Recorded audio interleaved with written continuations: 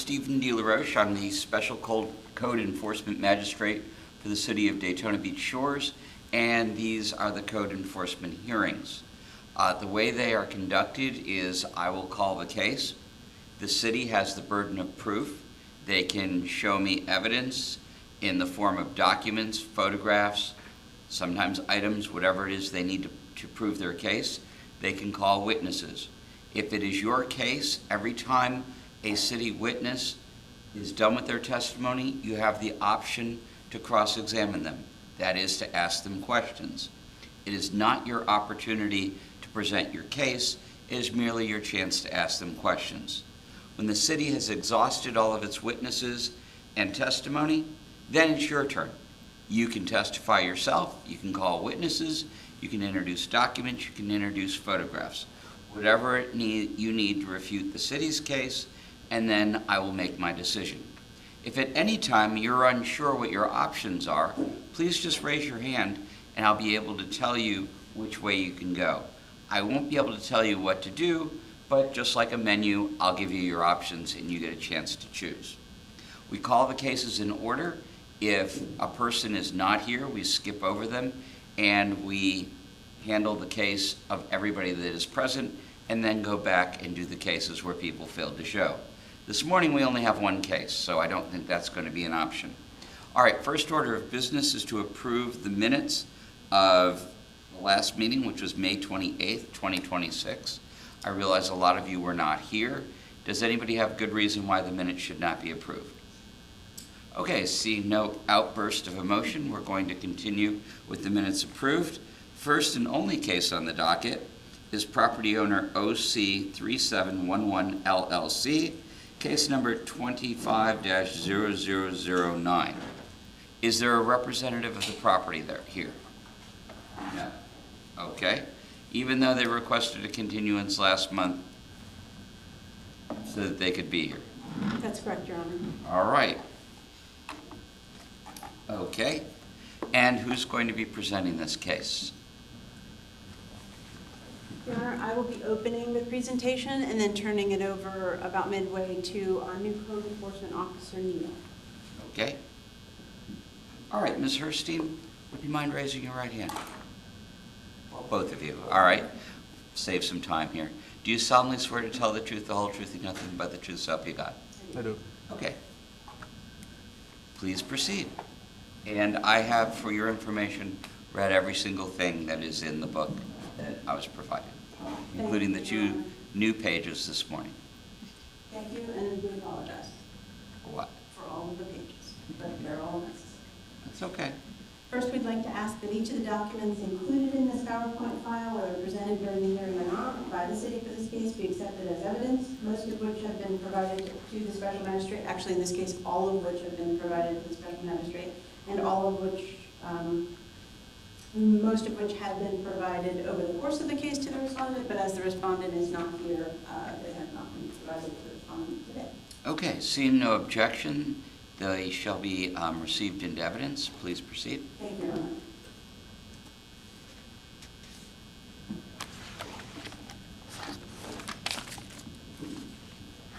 Okay. So this is a first compliance hearing for a case which began in August 2025. There is also, just so you're aware, a 2023 code enforcement case for violations pertaining to the seawall and the deck, the pool deck, which is in disrepair. That has been accruing fines since January 20th, 2025. Okay. That's separate from this one.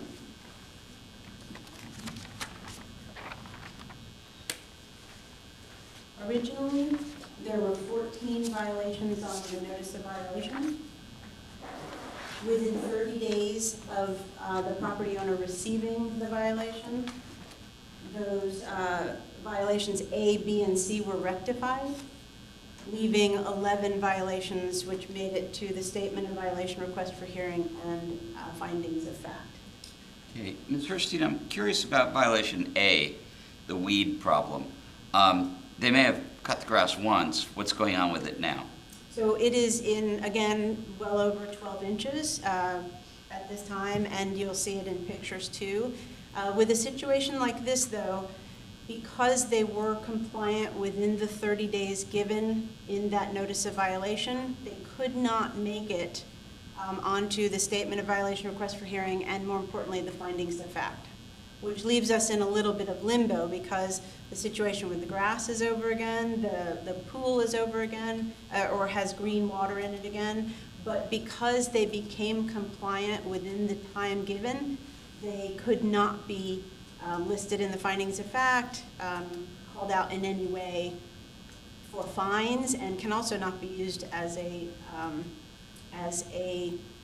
repeat violation. Okay. In this situation, we have a couple of options, which may include us closing this case after today with the fines as they stand and reopening the case again. We actually are going to consult with our legal staff after the meeting, because those issues are issues that really need to be corrected again, but we cannot force that through this particular case. I understand. Is this an actual active construction site? No, Or Your is- Honor. This has been essentially abandoned? This has been, it's not available to be occupied. It's not meant to be occupied. The engineer's letter states as much. That doesn't mean it's not. I've heard that lights are on inside sometimes and that they're switched on and off during the night, that neighbors have seen that. But this is effectively an abandoned window. Yeah, I see the only permit that's active was one for a fence. Correct. And the fence, that actually, it's not an active permit. It hasn't been issued yet. We'll talk a little bit more about that during the course of this. Okay, I don't mean to skip ahead in your You're presentation. absolutely right. It's like reading the last page of a book. That's okay, as long as you stick with me for the rest. Okay. Okay, so we're left with 11 violations, not A, B, or C. 2 compliance dates were given by you at that initial hearing, November 20th. By that date, a written evaluation of the safety and of the site and the integrity of the building was required to be provided, signed and sealed by a state licensed engineer. We did receive that the day before it was due, and you can see it in your packet on pages 4A, 12, and 13. Yeah, I see that it was received November 19th. Correct. By February 14th, the remainder of the violations were to be rectified with approved final inspections on all required permits. On March 10th, the violations were reevaluated. They were reevaluated in the office in February, but they were reevaluated at the site on March 10th.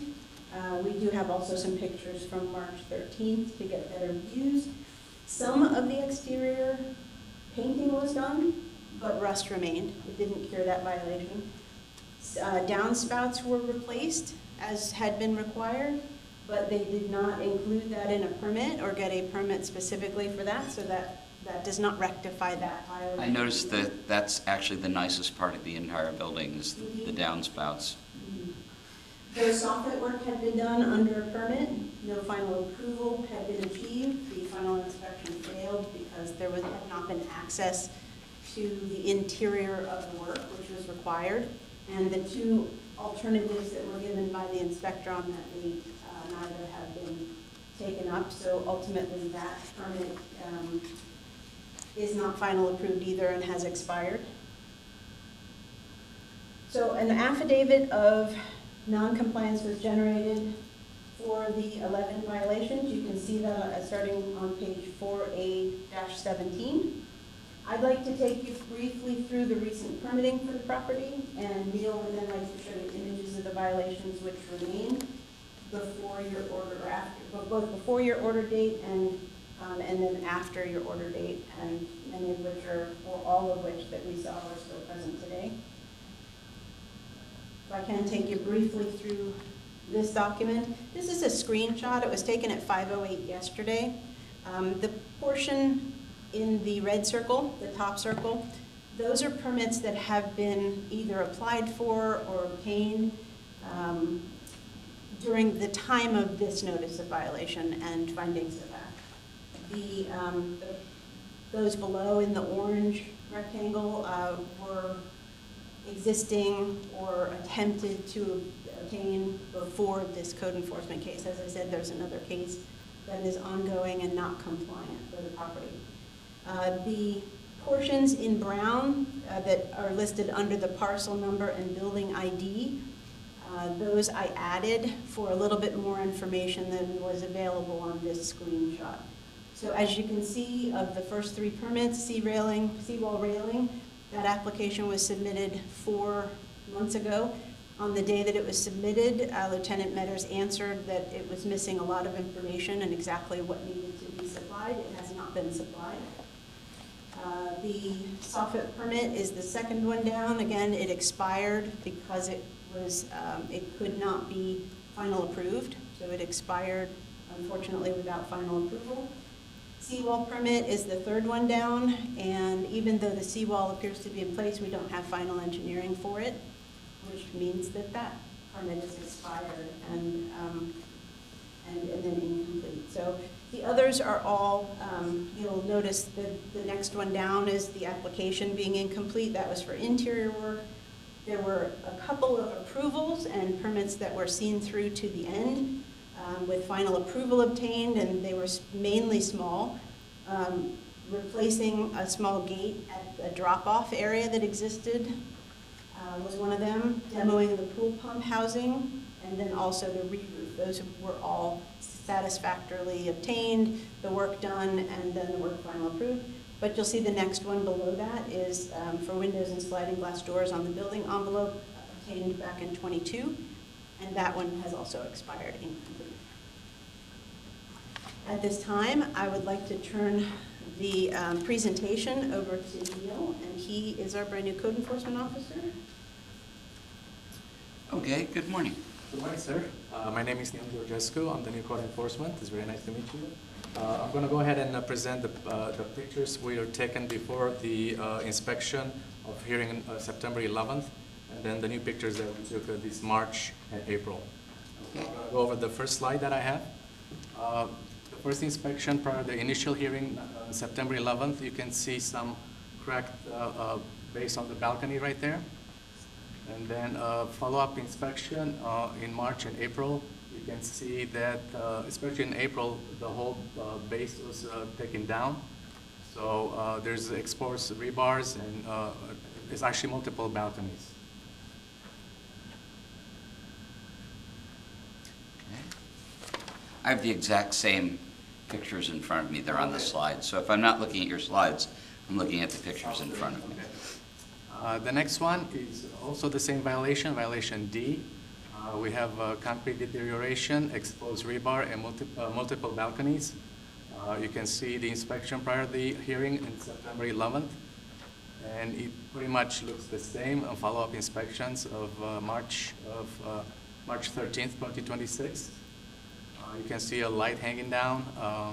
Also on the bottom, you can tell that the rusted doors, they painted over. So that's the only new change that we noticed when we did our inspection. Actually, yesterday we did an inspection. Right. It's the same. Violation E, there's a lot of rust, streaks, and peeling paint throughout the exterior of the building. Like I mentioned before, the doors looks like they have been repainted, but you still see a lot of proof of rust and paint being peeling paint. So. And next. Also, the same violation E, which has to do with rust streaks and peeling paint. You can see that on the wall. There's no changes. Nothing has been redone or fixed.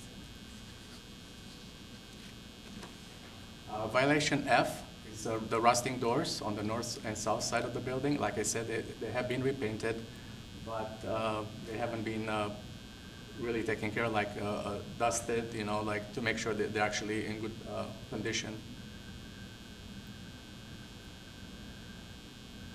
Violation G, spalling concrete on the north, east, and south side of the building. You can see cracks in the inspection prior to the initial hearing. There's a close-up that looks really good. You can see the spalling there, and also that remains to this day. We have the same issue going on with that concrete. Again, violation G, spalling concrete north and east and south sides of the building. Just also for inspections from March of 2026. You can see the cracks under the balcony right there, so. That's some crack. It is, yeah. Violation H, it's a balcony railing and disrepair on the southeast corner. In the inspection prior to the hearing, you can see there's missing parts of the railing. And on the follow-up, it looks like they've been adding kind of a temporary fencing. The orange fencing, yeah. Yeah, the orange one. Violation I, railing missing on northeast corner of the building, leaving a drop-off over 30 inches. You can see the prior picture from September, and then the follow-up inspection has, you can see the drop-off like from different angles.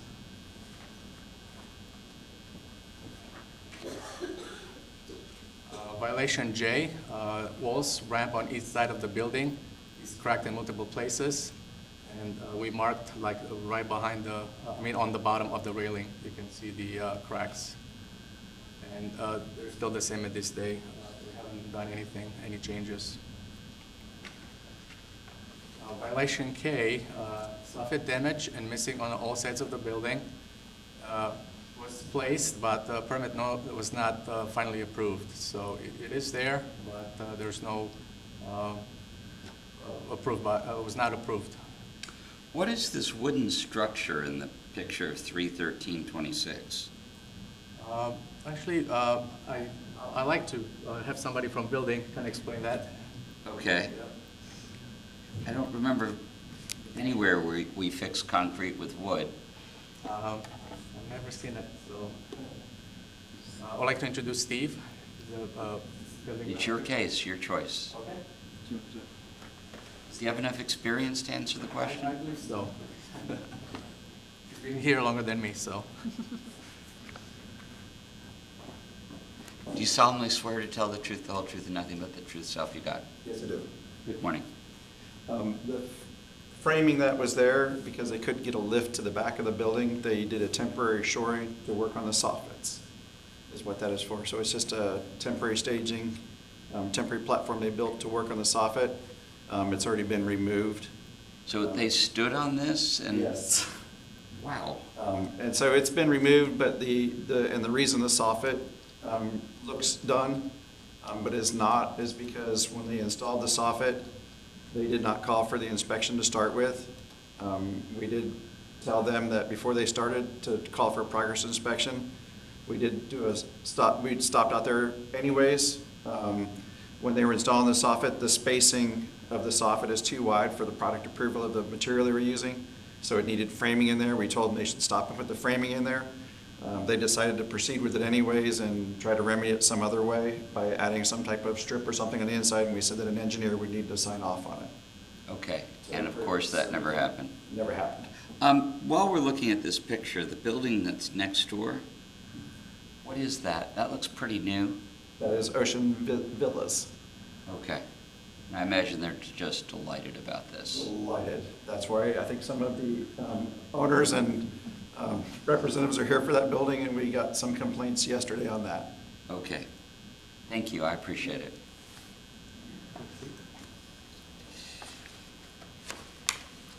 Next, we have violation L, downspout missing broken on the north side of the building. It's been replaced, but without the required permit. On the left side is a part missing, and then it looks like they fixed it, but no permit for that. Right. Like I said, that looks like the absolute nicest part of the building, that one metal pipe. It's not rusted Right. yet. Okay? Yeah. Violation M, a broken light fixture outside of the building. It's been the same since September 11th. We inspected it yesterday. It looks the same, so nothing has been fixed or taken care of that. Violation N, concrete chipping and patching began without permits on the last 3 sides of the building. And we marked the balconies. We can see the concrete chipping. And they're doing some patching. They've been adding some wood frames over there. So there's at least something going on. Okay. Finally, I'd like to request Order 11, and I'm going to read this whole text. Based on the testimony given and the evidence presented today regarding OC 3711 LLC at 3711 Atlantic Avenue in Daytona Beach Shores, Code Enforcement Case Number 250009, having Volusia County Parcel ID Number 630205050070, we find the respondent has failed to comply with the first date order for full compliance in the Code Enforcement Order of February 14th, 2026. Hereby, we impose a fine beginning February 15th, 2026, and accruing daily in the amount of $250. And that will be a day, correct? $250 a day until full compliance with said order is achieved. We also impose additional administrative fees in the amount of $85.53 against the respondent, and further order the respondent to contact the Code Enforcement Office to verify compliance with the orders entered in this case. Okay. I have a couple of questions. Sure. Why are the administrative fees $85 rather than $140 when we've come to hearing? There's a question, or Sure. you want to take it over that? So as this is a first compliance hearing, it's really what we call at the office a yes or no hearing. It's the shortest and most limited type of hearing in that really what we're presenting to you is what you ordered and whether or not it was brought into compliance with what you ordered. It's a yes or no. Either it was brought into compliance and you don't find the order imposing fine and lien, you don't impose them, or you find that your order was not adhered to and you impose the fine or lien. There are fewer documents that are sent, there are fewer documents that are prepared, whereas an initial hearing has 2 mailings, et cetera, and more information included in it, and the second compliance hearing has basically everything that has happened along the way with the case. This one is a very narrow scope, so there are fewer costs that are incurred.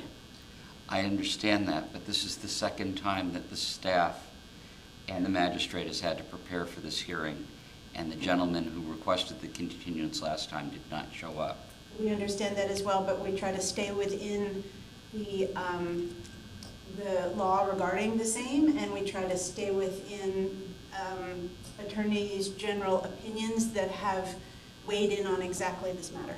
Okay, it is your prerogative to assess costs.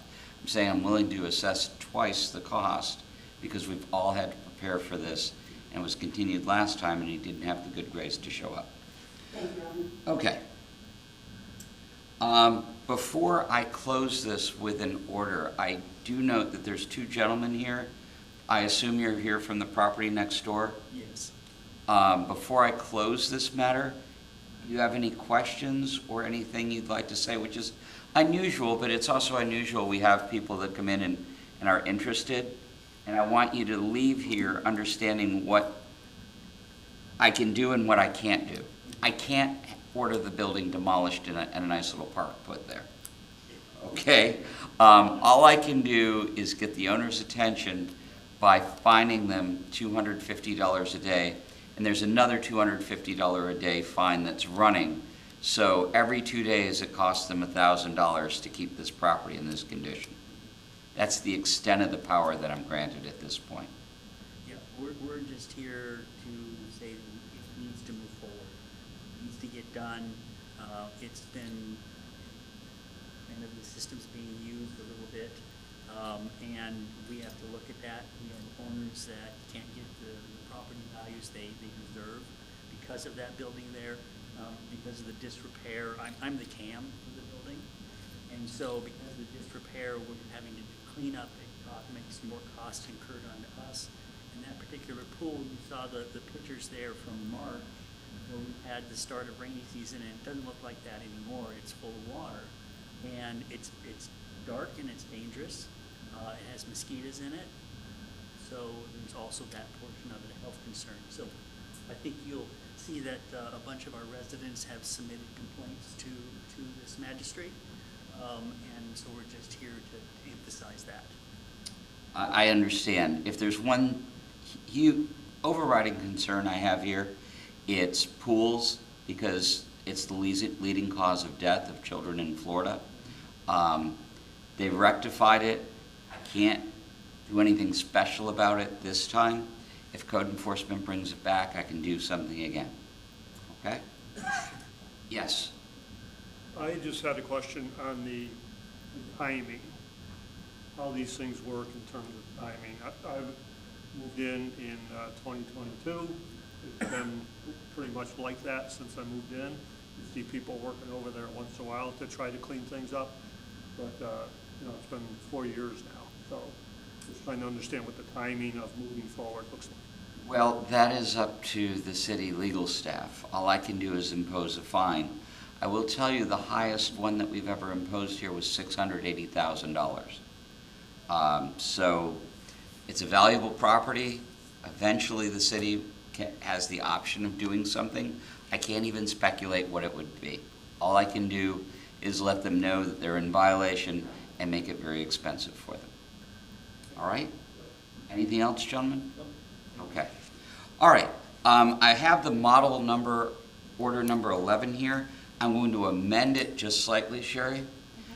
I'm going to find that they did comply with the first part of my original order and that they did have a structural integrity study done by November 20th.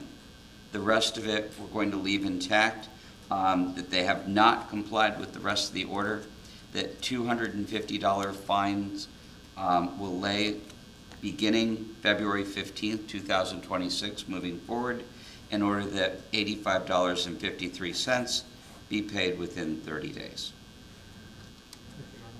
You're welcome. Sure, is that clear? Yes, sir. Okay. All right. Thank you. Thank you, Your Honor. Is there any other business come before the magistrate? Addressing myself in the third person. Today? Okay. The next code enforcement hearing is August 13, 2026. The one after that is September 17, 2026. And after that is October 15, 2026. I know none of you want to miss them. That's why I announced them ahead of time. All right, seeing nothing else to be done this morning, this session is closed.